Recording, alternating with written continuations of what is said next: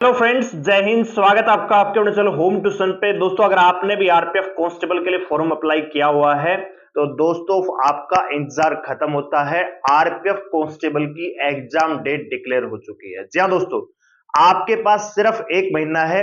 इस एक महीने में दिन रात एक कर दीजिए अपनी सफलता को सुनिश्चित करने के लिए।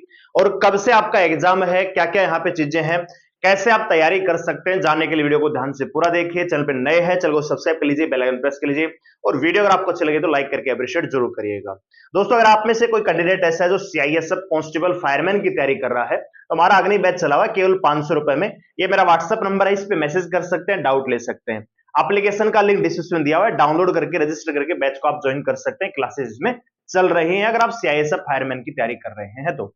इस बैच में आपको मैथ, रीजनिंग और हिंदी करवाया जाएगा। जो 75 नंबर का सेक्शन है वो हम यहाँ पे करवा रहे हैं।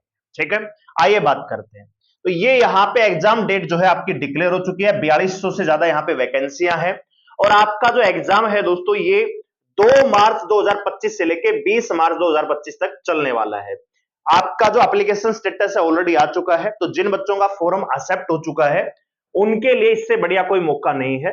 ठीक है, आपका जो एग्जाम सेंटर है या जो डेट है वो आपको 10 दिन पहले पता लगेगी। ठीक है, और 4 दिन पहले आपको एक्चुअल वेन्यू पता लगेगा कि कहां पे कौन सी स्कूल में या कौन सी लैब में आपका पेपर होगा। ये आपको 4 दिन पहले पता लगेगा। यानी 10 दिन पहले आपको ये पता लग जाएगा कि सिटी कौन सी है, एग्जाम की तारीख कौन सी है। 4 दिन पहले पता लगेगा कि आपका एक्चुअल एग्जाम कौन सी जगह पे है, कौन सी लैब में है। ठीक है, तो ये आपका यहां पे प्रोसेस रहता है। 2 मार्च से आपका पेपर स्टार्ट होगा, 20 मार्च तक मल्टीपल शिफ्ट में आपका ये पेपर चलने वाला है। ठीक है, तो अपनी तैयारी को अब आप जानते हैं कि 29 जनवरी तो हो चुकी है, तो जनवरी तो गई, तो पूरा फरवरी आपके पास है। मार्च की 2 तारीख से आपका पेपर स्टार्ट हो जाएगा। तो कैसे आपको तैयारी करनी है? तैयारी आपने लगभग सिलेबस को पूरा कर लिया होगा। मैं आपको एक छोटी सी बात बताना चाहूंगा कि जो मैथ यहां पे पूछा जाता है आरपीएफ में वो पूरा का पूरा अर्थमेटिक आता है। इसमें एडवांस ना के बराबर आता है, मुश्किल से 1 या 2 क्वेश्चन कभी पूछ ले जाते हैं।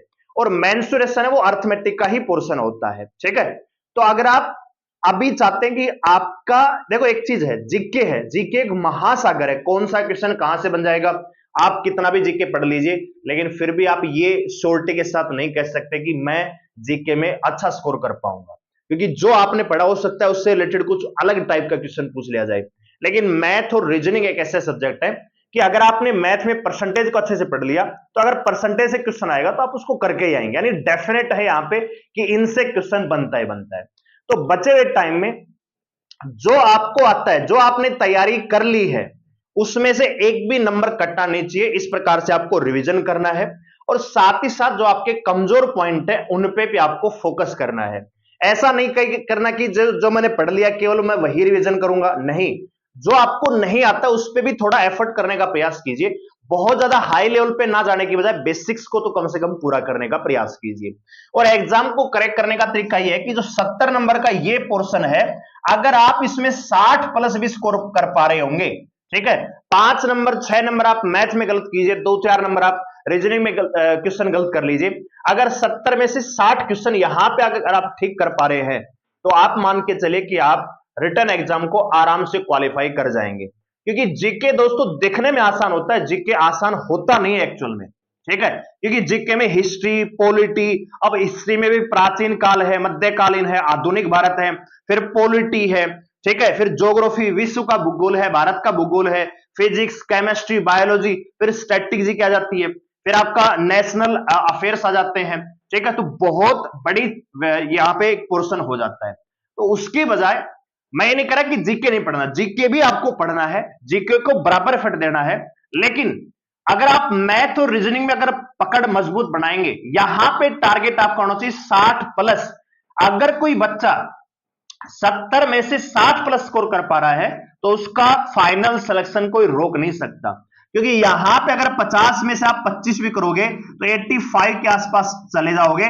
और अब की बार आपको पता है कि जो कट ऑफ है आपकी आरआरबी वाइज नहीं लगेगी, ऑल इंडिया कट ऑफ लगेगी। तो कट ऑफ बहुत ज्यादा नहीं जाएगी, तो आराम से आपका फिजिकल भी आएगा। और फिजिकल पास कर दिया, फिजिकल बहुत कम बच्चे पास कर पाते हैं क्योंकि दिल्ली पुलिस से भी यहां पे हार्ड फिजिकल होता है।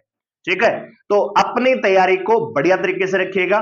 अब आपके सामने आरपीएफ कांस्टेबल के एग्जाम के अलावा कोई भी ऐसा कोई चीज नहीं होना चाहिए जो आपको लक्ष्य से भटकाता हो। शादी ब्याह फ्रेंडशिप सब कुछ को स्किप करके अपने टारगेट पे ध्यान दीजिए और ज्यादा से ज्यादा मॉक टेस्ट लगाइए। सिलेबस को पूरा कर लिया होगा, रिवीजन कीजिए, डेली कम से कम 1 या 2 मॉक टेस्ट अवश्य रूप से लगाइए और कोशिश कीजिए कि उसी टाइम पे लगाने का प्रयास कीजिए, दिन के टाइम में। बहुत सारे बच्चे रात को लगाते हैं, आपका एग्जाम दिन में होगा। बहुत सारे बच्चे दोपहर में रेस्ट करते हैं, तो हो सकता है कि दोपहर की शिफ्ट को आपका पेपर होता है, तो वहां पे उसी अकॉर्डिंग आपके माइंड को आपको नेचुरल करना पड़ेगा। ठीक है, तो कम से कम 2 मॉक टेस्ट आपको लगाने, ताकि जो एग्जाम हॉल का जो प्रेशर होता है कि कम टाइम में आपको कैसे क्वेश्चन को जल्दी जल्दी सोल्व करना, वो प्रैक्टिस आपकी बनी रहे, तो एग्जाम में जो आपका पैनिक होने की अवस्थिति होती है वो नहीं आएगी। ठीक है, तो मेरी तो सजेशन आपको यही है कि दिन में कम से कम 2 मॉक टेस्ट आप जरूर लगाइए। ठीक है भाई, और ये आपका तैयारी का तरीका रहेगा कि मैथ और रीजनिंग को इतना स्ट्रॉन्ग बना लीजिए कि 70 में 60 प्लस तो करके ही आओगे। अगर यहां पे बात मान के चलिए, ये जो मैथ का पोर्शन है ना, यही डिसाइड करेगा सिलेक्शन होगा कि नहीं होगा। और मैथ के साथ रीजनिंग को शामिल कर दे तो रीजनिंग एक स्कोरिंग सब्जेक्ट है, दोनों को मिला के अगर आप 60 भी कर रहे हो तो मान के चलिए आपका एग्जाम क्लियर हो रहा है। और अगर आप यहां पे 50 प्लस चल रहे हो, 55 प्लस चल रहे हो, तो कोशिश कीजिए कि उस स्कोर को थोड़ा और बढ़ाइए, और मेहनत कीजिए, और जो टॉपिक आपके कमजोर रह गए उनको फिर से रिवाइज कीजिए, फिर से जो कंसेप्ट उन पे ध्यान दीजिए, और साथ ही साथ जीके पे भी ध्यान दीजिए।